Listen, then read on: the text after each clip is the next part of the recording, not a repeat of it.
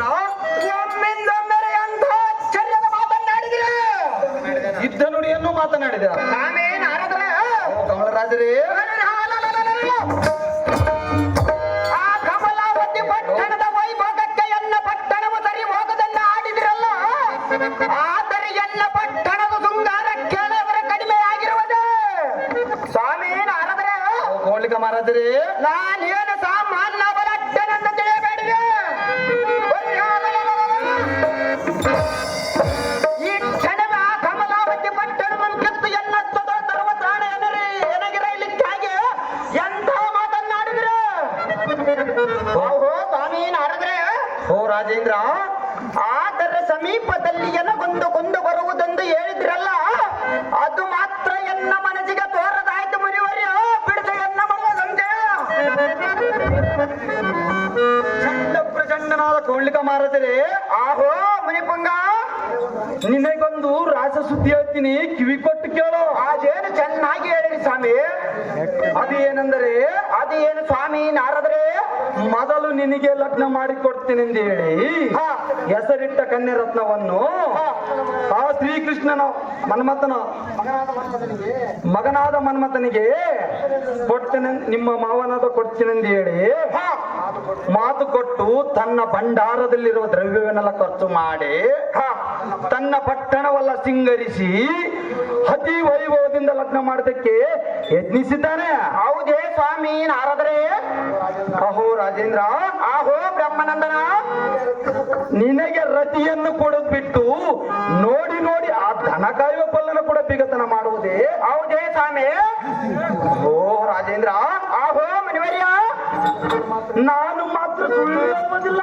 ಹೌದೇ ಸ್ವಾಮಿ ಶ್ರೀಕೃಷ್ಣನು ಸರ್ವ ಬಾಂಧವರನ್ನು ಕೂಡಿಕೊಂಡು ಮನ್ಮಥನನ್ನು ಕರೆದುಕೊಂಡು ಸಂಭ್ರಮದಿಂದ ಕಮಲವತಿ ಹೊರಟಿರೋನು. ಹೌದೇ ಸ್ವಾಮಿ ನಾನು ನೋಡುತ್ತಾ ಬಂದೆನೋ. ಹೌದೇ ಸ್ವಾಮಿ ಅಬ್ಬಬ್ಬಬ್ಬಬ್ಬಬ್ಬಬ್ಬಬ್ಬ, ಆ ಸಂಭ್ರಮವನ್ನು ಹೇಳಲಿಕ್ಕೆ ನನ್ನಿಂದ ಆಗದ. ಅಷ್ಟು ಸುಂದರವಾಗಿ ಇರುವುದೇ ಸ್ವಾಮಿ ನಾರದರೆ ನೀನು ಈಗಲೇ ಆ ಕಮಲವತಿಗೆ ಹೋದರೆ ರತಿ ಎಂಬ ಕನ್ಯಾ ರತ್ನವನ್ನು ತರಗಿತ್ತಾಳೆ. ಇಲ್ಲವಾದರೆ ಎಷ್ಟರ ಮಟ್ಟಿಗೆ ಸಾಧ್ಯವಾಗುವುದಿಲ್ಲ. ಅಹೋ ಕೊಂಡ್ಲಿಕ ಮಹಾರಾಜನೇ ಆಹೋ ಮನಿವರ್ಯ ಆ ಬಾಲ್ಯ ಸೌಂದರ್ಯವನ್ನು ಇಷ್ಟೇ ಎಂದು ಹೇಳಲಿಕ್ಕೆ ನನ್ನಿಂದ ಆಗದ. ಅಷ್ಟು ಸುಂದರವಾಗಿ ಇರುವುದೇ ಸ್ವಾಮಿ ನಾರದರೆ ನನಗೆ ತಿಳಿದಷ್ಟು ಹೇಳುವೇನೋ.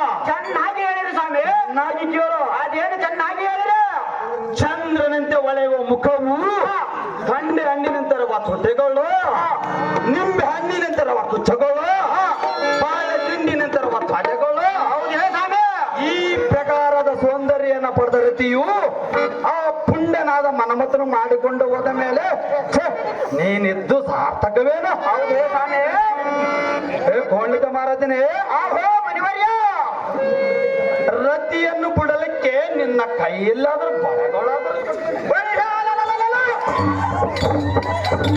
ಎಂಥ ಮಾತನ್ನಾಡಿದ್ರೆ ಸ್ವಾಮಿ ನಾರದ್ರೆ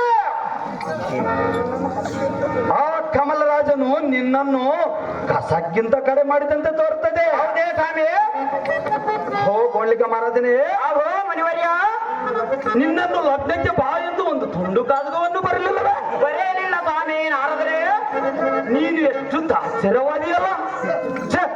ನಿನ್ನ ಭೀಕರ ಎತ್ತಗಡಿಗಿದ್ದು ರಾಕ್ಷಸೇಂದ್ರ ಸದ್ಗುಣ ಸಾಂದ್ರ. ಆಹೋ ಸ್ವಾಮಿ ನಾರದ್ರೆ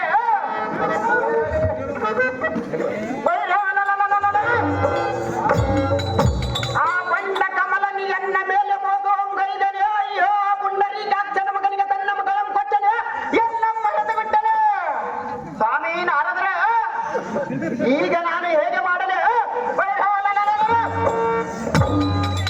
ಈ ಕ್ಷಣವೇ ಆ ಕಮಲಾವತಿ ಪಟ್ಟಣವನ್ನು ಕಿತ್ತ ದಾಳ ಧೂಳಿ ಎಪ್ಪಿಸಿ ಅನಂಗಳಮ್ಮ ತೆಗೆದ ಆ ರತಿ ಎಂಬ ಬಂಡ ಮುಂಡೆಯನ್ನು ತಂದು ಎನ್ನ ಪಟ್ಟಣ ರಾಣಿಯನ್ನಾಗಿ ಮಾಡಿಕೊಳ್ಳುತ್ತಿದ್ದರೆ ಬಾಪುರ ಶೆಟ್ಟಿ ಬಾಲಕರ ಹೊಟ್ಟೆಯಲ್ಲಿ ಹುಟ್ಟಿ ಧರಣಿಯ ಮೇಲಿದ್ದು ಸಾರ್ಥಕವೇನು ಮುನಿ ಬಾಪರ್ಗರ ನಡೆದ ಕೋಪ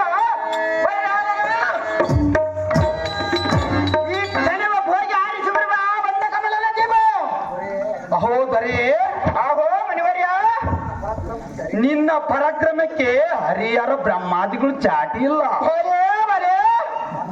ಎಕ್ಕೋಚಿತ ಬಡ ಕಮಲನ ಪಾಡೇನು? ಹೌದೇ ಸ್ವಾಮಿ ದೂರದಿಂದ ಶ್ರೀ ಅಮರೇಶ್ವರನ ಧ್ಯಾನ ಮಾಡುತ್ತಾ ಹೋಗಿ ಆ ಕಮಲಂ ಸಂಹರಿಸಿ ಆ ರತಿಯನ್ನು ನಿನ್ನ ಪಟ್ಟದ ರಾಣಿಯನ್ನು ಮಾಡಿಕೊಂಡರೆ ಛೆ, ಪುಣ್ಯಕ್ಕೆ ಸ್ವರ್ಗಕ್ಕೆ ಮರ್ತ್ಯ ಪಾತಾಳ ಲೋಕಗಳಲ್ಲಿ ಇಡಲ್ಲ. ಹೌದೇ ಸ್ವಾಮಿ ನಾರದ್ರೆ? ಹೌದರೆ ಆಹೋ ನಾರದ್ರೆ? ಜಾಗೃತಿಯಿಂದ ಹೋಗು, ನೀವು ಚೆನ್ನಾಗಿ ಲಗ್ನ ಆಗೋದ. ಹೌದೇ ಸ್ವಾಮಿ? ಓ, ನಿನ್ನನ್ನು ದೇವಿ ವಶಕ್ಕೆ ಕೊಡ್ತಾರೆ. ಅತಿ ತೀವ್ರದಿಂದ ತಿಳುವಂತನಾಗು, ನಿನ್ನ ಕಾರ್ಯವು ಕೈಗೂಡುವುದು. ನಾವು ಇನ್ನು ಹೋಗಿ ಬರ್ತೇವೆ. ಅಪ್ಪಣೆ ಕೊಡು ರಾಕ್ಷಸೇಂದ್ರ, ಸದ್ಗುಣ ಸಾಂದ್ರ. ಸಂತೋಷದಿಂದ ಹೋಗಿ ಬನ್ನಿರಿ ಸ್ವಾಮಿ. ಸಜ್ಜನ ಪ್ರೇಮ ಸಣ್ಣ ಹೋಯ್ ಬಾಬಾ ಮನೆ ಬೆಂಕಿ ಹೊಂಟೇನೆ ನಾನು.